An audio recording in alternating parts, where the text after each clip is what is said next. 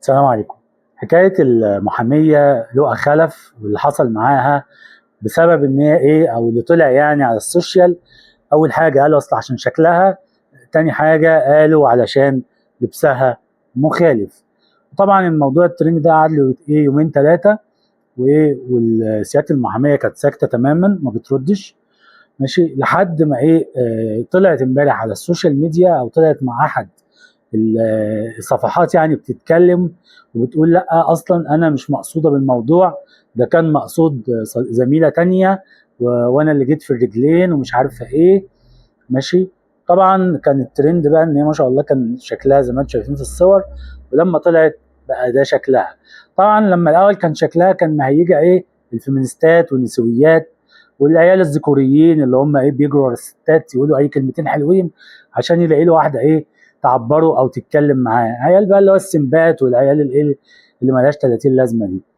المهم ايه الفيمينيستات والنسويات وايه وبعض الناس مش عايزين نقول يعني اخواتنا في الوطن زي ما بيقولوا، طلعوا يقولوا ايه اصل انتوا بتحاربوا الحجاب، اصل انتوا يعني عشان هي مش محجبه بتفرضوا الحجاب عليها، ولو واحده مش محجبه بتهاجموها، واحده بتقول لك اصل عشان حلوه شويه وفي علم تعبانه ومش تعبانه والكلام الفارغ ده كله.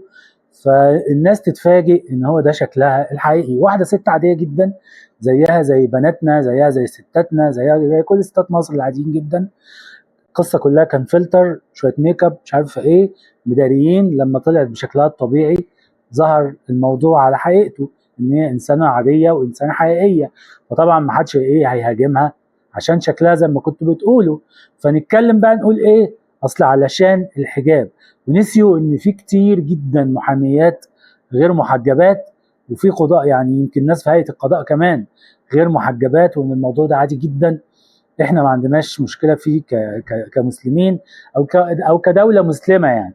ماشي. ولكن هو ايه عشان يبقى هجوم الفيمينيستات والذكوريين ايه يطلع يتقال لك ايه بص بتتهاجم اصل هي مش عارفه ايه، بص بتتهاجم عشان مش عارفه ايه.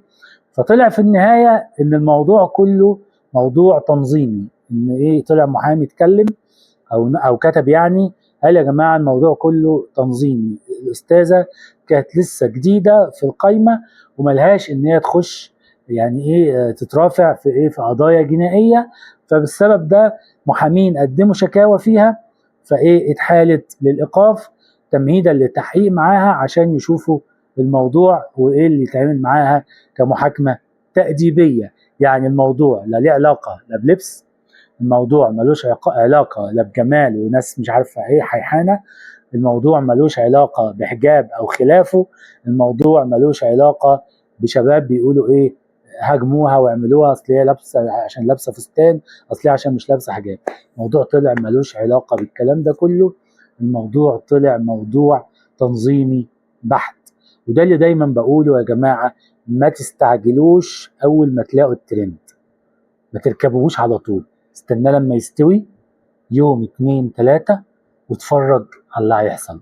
هتلاقي حاجات كتير كده بتظهر، زي الاخت اللي كانت بتضرب الراجل كده في الشارع واكتشفنا بعديها اصل هو كان متجوزني عرفي، اصل في واحد تاني اللي كان ماسكه ده برضه كان عايز يتجوزني، اصل انا كنت مطلقه واتجوزت عرفي عشان الفلوس ما تروحش عليا. فالموضوع سيبوا الترند يستوي، سيبوا الترند ياخد حقه، وبعد كده هتلاقوا الحقائق بدأت تظهر، وبعديها نبدأ بقى احنا ايه نتكلم. فكلامي او ردي على الجماعه النسويات والفيمينيستات، اهبطوا شويه عشان بقى شكلكم زباله، بقى شكلكم وحش. انتوا مش عايزين الا حاجه واحده بس هي خراب البيوت، انتوا مش عايزين الا حاجه واحده بس ضياع الاسره المصريه وتضييع المراه المصريه. حتى الشباب شويه السنبات اللي بيبقوا طالعين، انت مش عايز غير حاجه واحده بس، انك تلاقي شويه بنات حواليك بيكلموك او عايزين يتعرفوا عليك ويقول لك ده واو ده بيدافع عن حريه المراه، وانت في الاخر مش عايز حاجه غير حاجه واحده بس من المراه كلنا عارفينها، وبتحاول تجيبها باي طريقه، سواء بقى تتجمل تحاول بقى تعمل ان انت مناصر للمراه. المهم انك انت في الاخر بتعمل كل ده عشان تصطاد المراه، ومن ناحيه النسويات انت عايز تضيع المراه. تمام. سلام.